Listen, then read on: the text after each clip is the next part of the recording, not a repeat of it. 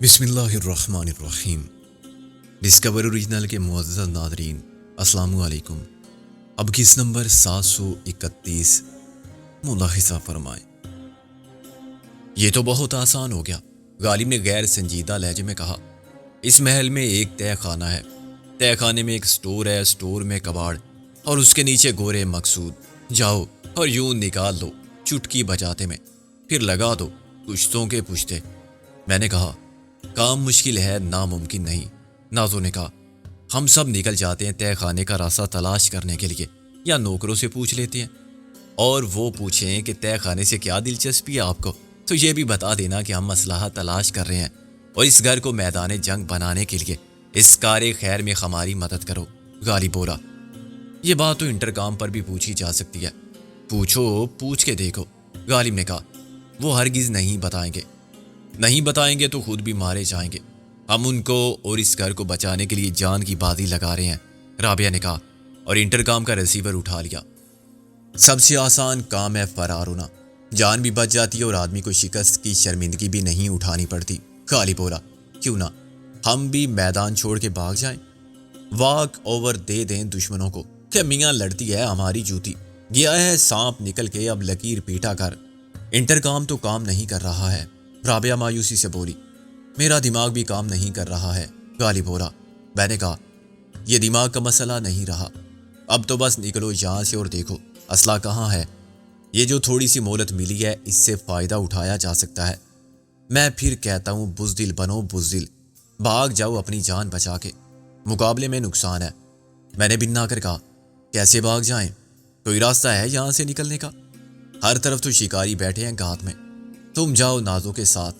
کہاں جاؤں؟ جہنم میں، نازو پکڑ کے بولی۔ اور اس وقت کہاں ہوں میں؟ خیر تمہاری خواہش ہے تو پھر چلو، ویسے جنت میں جاتے تو وہاں خوش رہتے، غالب نے کہا۔ نازو نے اسے دھکیلا، نکلو باہر۔ ہاں آگے مجھے رکھو، تھائیں سے گولی آ کے میرے دل میں لگے۔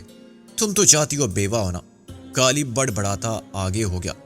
کیا زمانہ آ گیا ہے، بیوی بننے سے پہلے بیوہ ہونے کا سوچتی ہیں لڑکیاں۔ ہم نچلی منزل پر دائیں طرف دیکھیں گے، تم بائیں طرف دیکھنا۔ میں نے نازو کو ہدایت دی، اگر کوئی نوکر مزاحمت کرے تو اس سے نمٹ لینا، کسی رعایت کے بغیر۔ نازو رک گئی۔ جو تہہ خانے کا راستہ دریافت کرے وہ فوراً دوسرے کو بتا دے، بلا وجہ کوئی نہ بھٹکتا پھرے۔ میں نے ان کے نکل جانے کے بعد 5 منٹ انتظار کیا اور پھر رابعہ کے ساتھ باہر نکلا۔ ٹیرس میں اندھیرا تھا، کسی نے باہر کی لائٹ چلائی نہیں تھی یا غالب جاتے ہوئے بجھا گیا تھا۔ ہم کمروں کے سامنے جالی کے کٹہرے کی آڑ لیتے اور ایک آرائشی محراب کے ستون کی اوٹ سے نکل کر دوسرے کے پیچھے پناہ لیتے زینے تک پہنچے۔ اس وسیع گھر میں اوپر ہی کم سے کم 8 کمرے تھے، لیکن سب تاریک اور مکفل تھے۔ اکبر خان اتنے بڑے گھر میں ملازموں کے ساتھ رہتا تھا، وہ خود بتا چکا تھا کہ اس کا زیادہ وقت باہر گزرتا ہے، اسے اتنے بڑے گھر کی ضرورت نہیں تھی۔ شان عمارت کے مظاہرے سے زیادہ یہ اس کی پوری اسرار کاروباری مصروفیات کی ضرورت تھا، شاید یہاں اس کا گودام ہو۔ ان کمروں میں سب اسمگل کیا ہوا یا اسمگل کیا جانے والا سامان رکھا جاتا ہو، یا ان کمروں میں اس کے وہ مہمان ٹھہرتے ہوں جو اکیلے نہیں آتے، ان کے ساتھ ذاتی محافظ اور ملازم مے خانہ، شباب و شراب اور ساقی گری کے لیے عالمی بازار حسن سے منتخب سوغات بھی ہوتی ہوں گی۔ نیچے کی منزل پر قدم رکھتے ہی میرا سامنا ایک ملازم سے ہو گیا۔ میں آپ ہی کے پاس آ رہا تھا سر، ڈنر کا کہنے کے لیے، اس نے کہا۔ چلو ہم خود آ گئے، میں نے خوش دلی سے کہا۔ سوری سر، کھانے میں کچھ دیر ہو گئی۔ کوئی بات نہیں، ابھی ہمارا موڈ بھی نہیں تھا۔ یہ بتاؤ اکبر خان صاحب آئے ہیں یا نہیں؟ ہم نے انہیں جاتے ہوئے دیکھا تھا، اب ان کی گاڑی بھی نہیں ہے باہر۔ جہاں تک مجھے معلوم ہے سر، وہ آج رات نہیں آئیں گے۔ اچھا، یہ بتاؤ تم نے کوٹھی میں یا اس کے آس پاس کوئی ایسی ویسی بات دیکھی؟ میرا مطلب ہے کوئی مشکوک شخص نظر آیا یا کوئی آواز سنی؟ کیسی آواز سر؟ اچھا چھوڑو، اس گھر میں ایک تہہ خانہ ہے۔ اس نے جواب دینے سے پہلے سوچا، تہہ خانہ ہے تو صحیح، آپ کیوں پوچھ رہے ہیں سر؟ ہم وہ تہہ خانہ دیکھنا چاہتے ہیں، میں نے کہا۔ اکبر خان نے کہا تھا کہ وہ کچھ مصوری کے نمونے پیرس سے لایا تھا جو ابھی تک تہہ خانے میں رکھے ہوئے ہیں، اور اس کے پاس مختلف ممالک کے جمع کیے ہوئے دلچسپ نوادرات ہیں۔ سمجھتے ہو نا تم؟ مجھے بڑی خوشی ہوئی جب ملازم نے تائید میں سر ہلایا اور بولا، آئیے میرے ساتھ۔ میں نے بہت نفاست اور ذہانت سے جھوٹ بولا تھا اور وہ ملازم کچھ پڑھا لکھا، مہذب اور فرما بردار تھا۔ اسے تہہ خانے میں میری دلچسپی کی وجہ معقول لگی۔ اگر میں اسے کہتا کہ تم کون ہوتے ہو مجھ سے سوال کرنے والے، یا کہتا کہ میں ایسے ہی تہہ خانہ دیکھنا چاہتا ہوں، تو شاید وہ شک میں پڑ جاتا اور مجھے ٹالنے کی کوشش کرتا اور میں زبردستی پر مجبور ہو جاتا۔ مختلف کمروں سے گزار کے وہ مجھے پچھلے حصے میں لے گیا، جہاں 2 سروینٹ کوارٹرز تھے۔ کوٹھی اور سروینٹ کوارٹرز کے بیچ ایک باغ غائل تھا۔ آقا اور غلام کی مساوات محض ہمارے شاندار ماضی کی قابل فخر روایات بن کے تاریخ کے صفحات میں زندہ تھی۔ حضرت عمر رضی اللہ عنہ اور غلام باری باری ایک ہی اونٹ پر سفر کرتے تھے۔ ایک ہی صف میں کھڑے ہو گئے محمود ایاز۔ اب آقا کو یہ بھی گوارا نہیں کہ غلام کو اس کے محل کا سایہ دیوار بھی ملے۔ سروینٹ کوارٹر سے دور بنائے جاتے ہیں اور بات افورڈ کرنے کی نہیں، عمدن امتیاز برتنا ضروری سمجھا جاتا ہے۔ چنانچہ انہیں زندگی کی بنیادی سہولیات، روٹی، کپڑے اور مکان تک محدود کر دیا جاتا ہے۔ نہ اس سے زیادہ کی خواہش کرو، نہ مانگو۔ سروینٹ کوارٹر تک آنے جانے کے لیے ایک لمبا برآمدہ سا تھا، جس پر سیمنٹ شیٹ کی چھت ڈال دی گئی تھی تاکہ آتے جاتے دھوپ اور بارش سے تحفظ حاصل رہے۔ ملازموں کو نہیں، ان چیزوں کو جو مالکان کی ملکیت ہوتی ہیں مگر نوکر لاتے لے جاتے ہیں۔ اس کوریڈور جیسے راستے پر دائیں جانب ایک کمرہ بنا ہوا تھا، جو بظاہر واٹر سپلائی کا پمپنگ سٹیشن نظر آتا تھا۔ عموماً پائیں باغ میں ٹیوب ویل اسی طرح بنائے جاتے ہیں، لیکن اس میں داخل ہونے کے بعد میرا خیال غلط ثابت ہوا۔ یہ موٹر ورک شاپ تھی، جہاں پرانے ٹائر پڑے ہوئے تھے، آئل کے ڈبے تھے اور کاروں سے لے کر گھر کے تمام حصوں میں چھوٹی موٹی مرمت اور دیکھ بھال میں کام آنے والے اوزار تھے، جن کی ضرورت کسی الیکٹریشین، پلمبر یا کار پینٹر کو پڑ سکتی تھی۔ یہاں ایک بہت پرانا فریج بھی پڑا ہوا تھا، جسے شاید ملازمین نے کباڑی کو دینے کی بجائے مرمت کر کے اپنے استعمال کے لیے رکھ لیا تھا۔ ہمارے ساتھ آنے والے ملازم نے ایک دروازے سے داخل ہو کے سامنے والے دروازے کو کھولا تو میں اپنے سامنے 4 فٹ کے فاصلے پر ایک اور دیوار دیکھ کے حیران ہو گیا۔ باہر سے کوئی اندازہ نہیں کر سکتا تھا کہ اس کمرے کی ڈبل دیوار کے بیچ میں کوئی زینہ بھی ہوگا۔ لائٹ کا سوئچ پیچھے ملے گا سر، دروازے کے پاس۔ ملازم نے مجھے راستہ دکھانے کے بعد کہا، تم ساتھ نہیں آؤ گے؟ نہیں سر، مجھے کام ہے، وہ بولا۔ اور سر، شکایت کرنے والے تو موقع تلاش کرتے ہیں۔ آج تک کسی نے تہہ خانہ دیکھنے کی فرمائش نہیں کی تھی۔ آپ معزز مہمان ہیں، لیکن شریف لوگ لگتے ہیں، اس لیے میں آپ کو لے آیا۔ پلیز کسی کو یہ نہ بتائیں۔ رابعہ نے کہا، پھر کیا کہیں؟ فرض کرو کوئی آ جائے تو؟ آپ تو کچھ بھی کہہ سکتے ہیں۔ گھومتے پھرتے ادھر آ گئے تھے آپ، دروازے مکفل نہیں تھے، آپ اندر چلے گئے یہ دیکھنے کے لیے کہ یہاں کیا ہے۔ Right sir. وہ پیچھے پلٹ کر باہر نکل گیا۔ رابعہ نے کہا، یہ کچھ پوری اسرار بندہ نہیں تھا؟ ہم سب کسی نہ کسی پہلو سے پوری اسرار ہوتے ہیں، میں نے کہا۔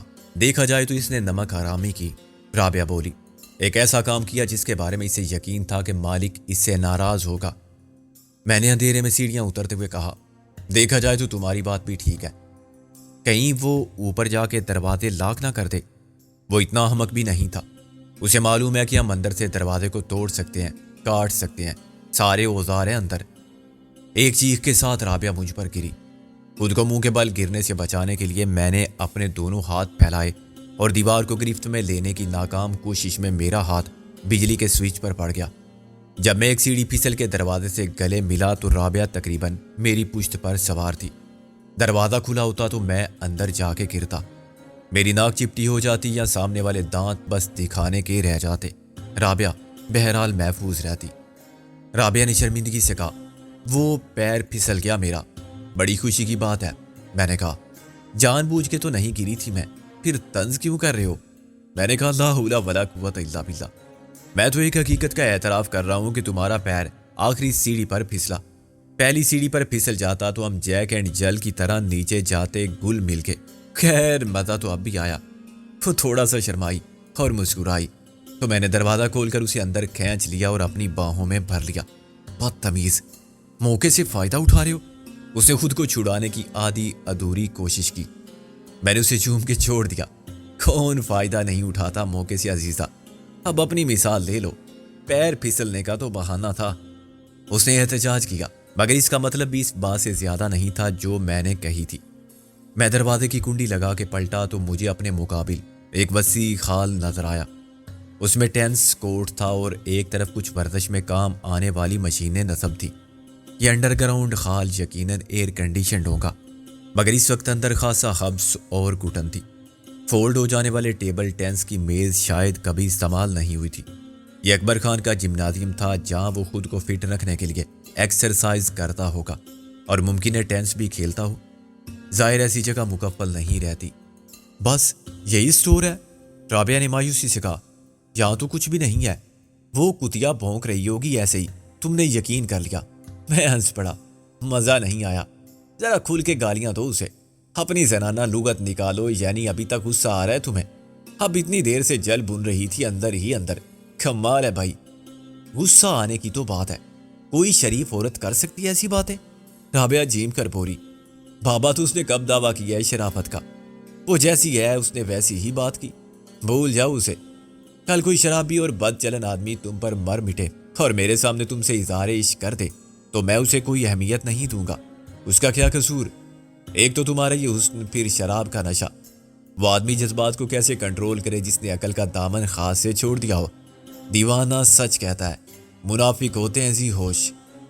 تمہارا فلسفہ میری سمجھ میں نہیں آتا، رابعہ بولی، اور پھر اچانک چلائی، اے سکندر، یہ دیکھو اس ٹیبل ٹینس کی میز کے پیچھے کیا ہے؟ میں نے سیدھی کھڑی ہوئی میز کو دیکھا۔ دروازہ، رابعہ نے کہا، یہ میز ہٹاؤ سامنے سے۔ میں نے میز کو دیوار کے ساتھ کھسکا کے کہا، کھل جا سم سم۔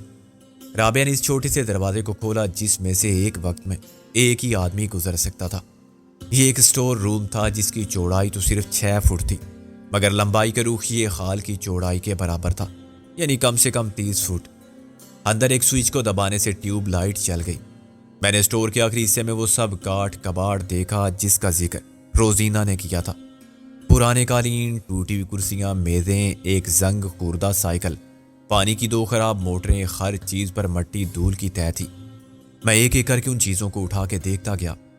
میرا خیال تھا کہ اگر وہاں کوئی چیز چھپائی جا سکتی تھی تو صرف قالینوں میں یا ان کے نیچے، اور میرا یہ خیال بالکل ٹھیک تھا۔ ایک گھسا ہوا پرانا قالین مجھے ضرورت سے زیادہ وزنی محسوس ہوا۔ میں نے اڑنے والی گرد کی پرواہ کیے بغیر اس کو کھول دیا۔ اس میں سے پلاسٹک کے 2 بیگ نکلے۔ ایک بیگ میں 2 مشین گنوں کے اجزاء تھے جن کو آپس میں جوڑ کے استعمال کیا جا سکتا تھا، اور یہ کام 2 منٹ میں ہو جاتا تھا۔ یہ سویڈن کی بنی ہوئی انتہائی بیش قیمت اور خطرناک مشین گنیں اکبر خان جیسے لوگ ہی باہر سے سمگل کر کے لا سکتے تھے۔ پاکستان میں غیر ملکی سامان کی کسی مارکیٹ سے پستول اور ریوالور تو شاید مل جاتے، مگر اس چیز کا تصور بھی نہیں کیا جا سکتا تھا۔ مشین گن کے راؤنڈ دوسرے بیگ میں تھے۔ اسی بیگ میں سے اٹلی کے بنے ہوئے 32 بور کے 2 بہترین ریوالور بھی نکلے اور گولیوں سے بھرا ہوا ایک ڈبہ بھی برآمد ہوا۔ ریوالور ہے اصل کام کی چیز۔ میں نے باری باری دونوں ریوالور لوڈ کیے۔ کیوں؟ یہ مشین گن؟ میں نے اس کی بات کاٹ دی۔ مشین گن میں بیلٹ چلتی ہے اور اس کام کے لیے کئی مورچہ قائم کرنا پڑتا ہے۔ اس کا ریکائل اتنا ہوتا ہے کہ اسے سنبھالنا مشکل ہو جاتا ہے۔ چلتے پھرتے دوڑتے بھاگتے اس کا استعمال نہیں کیا جا سکتا۔ پھر کیا انہیں چھوڑ دیں؟ ابھی ان کا بوجھ اٹھانا بے سود ہے، بعد میں لے جائیں گے اگر ضروری ہوا۔ کام کی چیز تو ہے یہ۔ پتہ نہیں اکبر خان نے یوں چھپا کے کیوں رکھا تھا یہ سب کچھ۔ وہ ڈرنے والا آدمی تو ہے نہیں، اسلحہ بھی اس کے لیے کوئی ایسی چیز نہیں۔ یہ لو، تم پکڑو یہ ریوالور، رابعہ نے کہا۔ اس دوسرے قالین کو بھی دیکھو۔ میں نے کہا اچھا۔ میں سوچ رہا تھا کہ پہلے غالب اور نازو سے مل لیں، پھر سب یہاں آ کے اطمینان سے۔ میری بات پوری بھی نہیں ہوئی تھی کہ باہر ایک فائر ہوا اور کسی نے بڑی دل خراش چیخ ماری۔ رابعہ ڈر کے میرے پیچھے آ گئی۔ یہ کیا ہوا سکندر؟ اسے انگریزی میں فائر کہتے ہیں۔ فائر ہوا ہے، میں نے کہا۔ تم تو ایسے خوف زدہ ہو جیسے پہلی بار یہ آواز سنی ہے۔ ابھی چل کے دیکھ لیتے ہیں۔ چند سیکنڈ کے وقفے سے دوسرا فائر ہوا تو پھر جیسے جنگ سی چھڑ گئی۔ تہہ خانے میں یوں محسوس ہوتا تھا جیسے ہمارے اوپر نیچے دائیں بائیں ہر سمت گولیاں چل رہی ہیں۔ سمجھ میں نہ آنے والی بات یہ تھی کہ فائرنگ اگر کیکر شاہ کے چیلے کر رہے ہیں تو ان کے مقابلے پر کون ہے؟ اب شاید اس کی ضرورت پڑے۔ میں نے پلاسٹک بیگ میں سے ایک مشین گن نکالی اور سابقہ تجربے کی بنیاد پر اس کے مختلف حصوں کو کھٹا کھٹ ایک دوسرے میں پھنسا کے فٹ کر دیا۔ اچانک لائٹ آف ہو گئی۔ رابعہ مجھ سے لپٹ گئی۔ وہ خوف سے کانپ رہی تھی۔ کیا ہو گیا تمہیں؟ میں نے خود کو چھڑاتے ہوئے درشت لہجے میں کہا۔ ریوالور سنبھال کے آگے چلو۔ مجھے کچھ نظر نہیں آ رہا ہے۔ نظر تو مجھے بھی نہیں آ رہا، مگر مجھے اندازہ ہے کہ دروازہ کہاں تھا۔ تم بھی اندازے سے چلو۔ تم ساتھ آؤ نا، وہ منمنا کے بولی۔ میں تمہارا ہاتھ پکڑ کے چلوں؟ بے وقوف، مجھے مشین گن اور اس کا میگزین اٹھانا ہے، میں نے خفگی سے کہا۔ اپنا راستہ خود بناؤ اور باہر نکل کر میرا انتظار کرو، ذرا دھیان سے جانا۔ خیال رکھنا کہ راستے میں بہت سی چیزیں پڑی ہیں، حال میں پہنچ جاؤ گی تو پھر باہر کے دروازے تک راستہ صاف ملے گا۔ میں ابھی آ رہا ہوں، تم چلو۔ میں نے اندھیرے میں وہ شاپنگ بیگ اٹھایا جس میں مشین گن کے راؤنڈ تھے۔ یہ بہت بھاری بیگ تھا اور اسے اٹھا کے اسٹور کے گیٹ تک پہنچتے ہوئے میں 2 بار گرا۔ ہر بار رابعہ کی آواز مجھے بہت قریب سے سنائی تھی، سکندر کیا ہوا؟ دوسری بار میں نے بنا کر کہا، تمہارا سر ہوا، تم ابھی تک اندر ہی ہو؟ باہر نکلنے کے بعد میں نے پھر اسے دیکھا تو وہ اندھیرے میں بت بنی کھڑی ہوئی تھی۔ سکندر، مجھے غالب اور نادو کا خیال پریشان کر رہا ہے۔ میں نے کہا، پریشانی سے کوئی مسئلہ حل نہیں ہوتا، تم اندر جاؤ، وہ خود تمہیں تلاش کر لیں گے۔ تم کہاں جا رہے ہو؟ میں چھت پر جا رہا ہوں، جلدی کرو۔ اپنے دوپٹے سے یہ بیگ میری کمر پر باندھو، ذرا نیچے کر کے مضبوطی سے باندھو تاکہ سلپ نہ کرے، میں نے کہا اور مشین گن کو کندھے پر لٹکا لیا۔ اس کا شولڈر سٹریپ اچھا تھا۔ بیگ کو میں نے کندھے کے اوپر سے پکڑ رکھا تھا، اس کا وزن 10-15 سیر تو ہوگا۔ تم کیسے جاؤ گے چھت پر؟ میں نے کہا، ڈرین پائپ سے۔ تم فکر مت کرو، بہت پریکٹس ہے مجھے، ایک بار چھت پر پہنچ کے مورچہ قائم کر لیا میں نے تو سب کو بھون کے رکھ دوں گا۔ سکندر، کیا یہ لوگ آپس میں لڑ رہے ہیں؟ کیا فضول بات ہے۔ میں نے پائپ کو ہلا کے دیکھا۔ پھر مقابلہ کن کے درمیان ہے؟ کیا یہ اکبر شاہ کے محافظ اور ملازم ہیں جو کیکر شاہ کے مریدوں کی فائرنگ کا جواب دے رہے ہیں؟ رابعہ نے کہا۔ میں نے جوتے اتار کے قدم جمائے اور پائپ پر چڑھنے لگا۔ کام میری توقع سے کہیں زیادہ مشکل ثابت ہوا۔ میں نے غلط کہا تھا رابعہ سے کہ مجھے بہت پریکٹس ہے۔ حقیقت یہ تھی کہ آخری بار میں 3 سال پہلے ایک ایسے ہی پائپ کے راستے لندن میں ایک فلیٹ میں گھس گیا تھا۔ فلیٹ پہلی منزل پر تھا اور اس کی کھڑکی میرے لیے ہی کھلی ہوئی تھی۔ 3 سال بعد اس پائپ پر چڑھتے ہوئے مجھے اس وقت کی یاد آئی جب میں اور محسن ایسی مہمات عشق سر کرتے تھے اور اپنا اپنا حساب ڈائری میں لکھتے جاتے تھے۔ محبوبہ کا نام، پتہ، ٹیلی فون نمبر، باپ کا نام۔ عشق کب شروع ہوا، کب ختم ہوا، اس عشق سے کیا حاصل ہوا؟ نقد رقم، الگ رومال، ٹائیاں، دیگر تحائف الگ۔ یہ عشق ہم ایک مشن کے تحت کرتے تھے اور ہمارا مقصد تھا انگریزوں سے 200 سالہ دور حکومت اور ان کے نسلی تعصب کا انتقام لینا۔ وہ جو ہماری انتقام کا نشانہ بنتی تھی کوئی شریف ذاتیاں نہیں ہوتی تھی، مگر حسب نسب کے اعتبار سے اس طبقے سے تعلق رکھتی تھی جن کے دماغ سے ابھی تک دور حکومت کی فرونیت اور نسلی احساس برتری کا فطور نہیں گیا تھا۔ اوپر پہنچتے پہنچتے میری حالت غیر ہو گئی۔ تصور میں وہ زمانہ تھا جب عشق کا جادو سر چڑھ کے بولتا تھا تو ہم پرواز کرنے لگتے تھے، اور حال کی حقیقت یہ تھی کہ میری پیٹھ پر 15 سیر وزن کا اسلحہ تھا اور میری جان ہی نہیں عزت بھی داؤ پر لگی ہوئی تھی۔ ہر لمحہ مجھے یہ ڈر تھا کہ میرے ہاتھ سے پائپ چھوٹ جائے تو میں پٹ سے نیچے جا گروں گا اور ساری عمر ویل چیئر پر نہ پھرا تب بھی رابعہ کو کیا منہ دکھاؤں گا۔ کہتے تھے بڑی پریکٹس ہے مجھے۔ اللہ نے میری آبرو رکھی اور میں بلاخر چھت کی منڈیر تھام کے خود کو اوپر کھینچنے میں کامیاب رہا۔ اوپر سے میں نے یوں ہاتھ ہلایا جیسے ماؤنٹ ایوریسٹ پر کھڑا ہوں، لیکن بالکل تازہ دم ہوں۔ اگر مجھے اوپر سے ایلو کہنا پڑتا تو میرے دھونکنی کی طرح چلتے ہوئے سینے سے صرف ہوا نکلتی۔ میرے ہاتھوں پیروں کا دم بالکل ہی نکل چکا تھا۔ رابعہ اندر چلی گئی تو چند منٹ میں نے اپنی حالت پر قابو پانے میں صرف کیے، اور اس دوران فائرنگ کی آوازیں سننے کے علاوہ شرم سے پانی پانی بھی ہوتا رہا۔ پہاڑ خاک سر کروں گا میں اور آسمان کے تارے خاک توڑ کے لاؤں گا رابعہ کے لیے۔ اتنی سی چڑھائی میں کیا حال ہو گیا میرا؟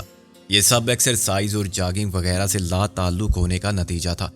میں 3 کلومیٹر جاگنگ کرتا ہوا جاتا تھا اور برٹش نیوی کے ایک افسر کی بیوی کو ہر صبح تازہ پھول پیش کر کے دوڑتا ہوا واپس آتا تھا۔ ایسا 3 مہینے تک ہوتا رہا تھا۔ تیسرے مہینے کے آخر میں اس نے مجھے اندر بلا لیا۔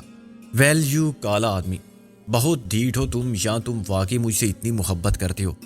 اور جواب میں نے یہ دیا کہ ڈارلنگ تم خود اندازہ کر لو، میں اڑ سکتا تو 3 مہینے میں چاند تک پہنچ جاتا۔ خیر اب زمین پر ہی چاند مل گیا ہے تو میں 1100 کلومیٹر کی دوڑ جیت گیا ہوں۔ اس زمانے میں جھوٹ بولنے کی بھی بہت پریکٹس تھی مجھے۔ یہ سب غیر متعلقہ باتیں اس وقت یاد کرنے کی کوئی تک نہ تھی، مگر ساری بات ایک ڈرین پائپ سے شروع ہوئی تھی اور خیالات کی فلم خود بخود چل پڑی تھی۔ مشین گن کو چھت کے اوپر چمنی پر فٹ کرتے ہوئے میں نے گرد و پیش کا جائزہ لیا۔ تمام لائٹس آف تھیں اور اندھیرے میں یہ اندازہ کرنا محال تھا کہ اندر باہر کتنے قاتل ہیں، کتنے مقتول اور کس کی جنگ کس سے چل رہی ہے۔ ایک افسوسناک بات یہ تھی کہ ابھی تک پولیس جائے واردات تک نہیں پہنچی تھی۔ سنسان آبادی میں عام لوگ تو خیر کھڑکیاں دروازے بند کیے اپنے گھروں میں دبک گئے تھے اور جلال تو کا ورد کرنے میں حق بجانب تھے، مگر اتنی فائرنگ کا پولیس نے بھی نوٹس نہیں لیا تھا۔ پولیس والے بے وقوف نہیں ہوتے کہ اس قسم کی مار کا آرائی میں اپنی پرانی لاٹھیاں اور زنگ خوردہ تاریخی بندوقیں لے کر کود پڑیں۔ وہ ایسی صورتحال کو سمجھتے ہیں اور کوئی خطرہ نہ ہو تو مال کی کشش خود انہیں کھینچ لیتی ہے، ورنہ وہ بعد میں پہنچتے ہیں اور جو بھی احمقوں کی طرح منہ کھولے تماشا دیکھتے رک گیا ہو اس کو باندھ لاتے ہیں۔ مجرم نہ صحیح، ملزم تو کوئی بھی ہو سکتا ہے۔ جنگ کے دو فریق تھے۔ تیسرے فریق کے طور پر ابھی خم یعنی MRS کے مجاہدین جنگ میں شامل نہیں ہوئے تھے۔ ایک فریق تھے کیکر شاہ کے مرید، لیکن دوسری طرف کون تھا جو باہری سے کیکروں کی بیخ کونی کر رہا تھا؟ چھت پر میری پناہ گاہ ایک چمنی تھی یا ایک واٹر ٹینک تھا جو نسبتاً بلندی پر اور پچھلے حصے میں واقع تھا۔ چمنی سامنے کی طرف اور غالباً نچلی منزل پر ڈرائنگ روم کے آتش دان کا حصہ تھی۔ اس کے پیچھے سے میں نے اسٹریٹ لائٹس کے برائے نام اجالے میں میدان کارزار کا نقشہ دیکھنے کی کوشش کی، لیکن گھنے درختوں کے سیاہ ہیولوں اور کوٹھیوں کو منقسم کرنے والی دیوار اور ویران باغ کے سوا مجھے کچھ نظر نہ آیا۔ اس علاقے میں پڑوسی اور ہمسائیگی کے تصورات محض نظریاتی تھے۔ ایک کوٹھی کا دوسری کوٹھی سے نہ کوئی جذباتی رشتہ تھا اور نہ معاشرتی، نہ ان کی دیواریں ملتی تھیں اور نہ ان دیواروں میں مقید رہنے والے انسانوں کے دل۔